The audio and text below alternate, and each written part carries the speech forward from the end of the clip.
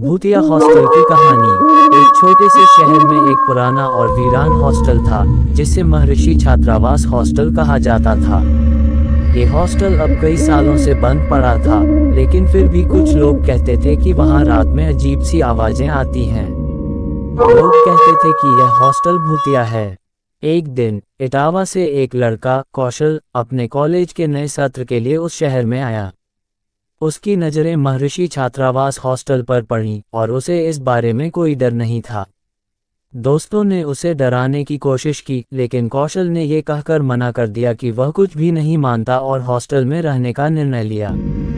रात का समय था जब कौशल कमरे में अकेला बैठा था। अचानक उसने दरवाजे के बाहर से किसी के पैरों की आवाज़ सुनी। उसने सोचा शायद किसी ने गलती से दरवाज़ा खटखटाया होगा।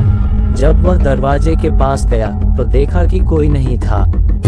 उसने दरवाजा बंद किया और वापस अपने बिस्तर पर चला गया। रात के करीब 3 बजे कौशल को फिर से वही अजीब आवाज सुनाई दी। अब उसकी धड़कनें तेज हो गईं। वह डरते हुए अपने बिस्तर से उठकर कमरे से बाहर आया। तभी उसने देखा कि एक धुंधली आकृति गलियारे में चल रही थी। वह आकृति धीरे धीरे सामने आए और कौशल के पास आकर बोली, कौशल कांपते हुए कहने लगा, तुम कौन हो?